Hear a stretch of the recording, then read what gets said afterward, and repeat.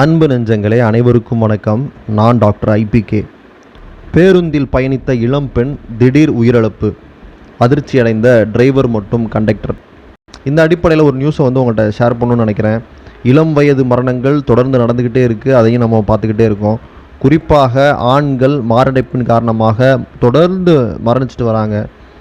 அந்த அடிப்படையில் இன்றைக்கி நம்ம பார்க்க போகிறது இளம் பெண் ஒருவரின் மரணம். இது ஏன் நடந்தது, எப்படி நடந்தது அப்படின்றத பார்ப்போம்.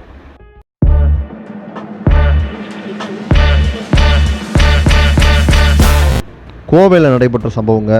இளம் பெண் ஒருவர் பேருந்தில் பயணித்த போது உயிரிழந்த சம்பவம் மிகவும் அதிர்ச்சியை ஏற்படுத்தியுள்ளது. சென்னை ஐடி நிறுவனத்தில் வேலை பார்த்து வந்தவர் தான் மகாலட்சுமி, வயது 23. விடுதியில் தங்கி படித்து வந்த இவருக்கு உடல் நலக்குறைவு ஏற்பட்டுள்ளது.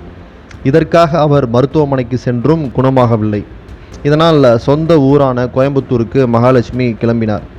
ஆம்னி பேருந்தில் பயணித்த மகாலட்சுமி கோவை வந்ததும் கீழே இறங்கவில்லை. அவருடன் வந்த நபர் எழுப்ப முயன்ற போது மகாலட்சுமி எந்திரிக்கவில்லை. என்ன ஏது அப்படின்னு சொல்லி பார்க்கும் பொழுது மகாலட்சுமி உயிரிழந்தது தெரிய வந்துள்ளது.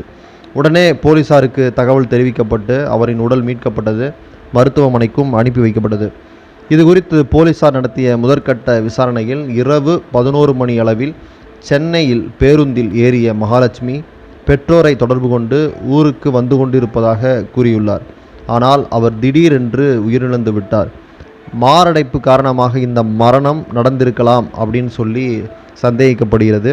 எனினும் பிரேத பரிசோதனை அறிக்கை வெளிவந்த பின்னரே முழு விவரம் தெரிய வரும் என்றும் கூறப்படுகிறது.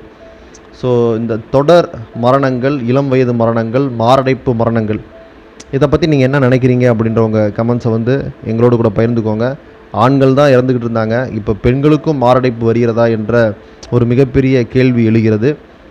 உங்கள் கருத்துக்களை எங்களோடு கூட பகிர்ந்துக்கோங்க. நன்றி, வணக்கம்.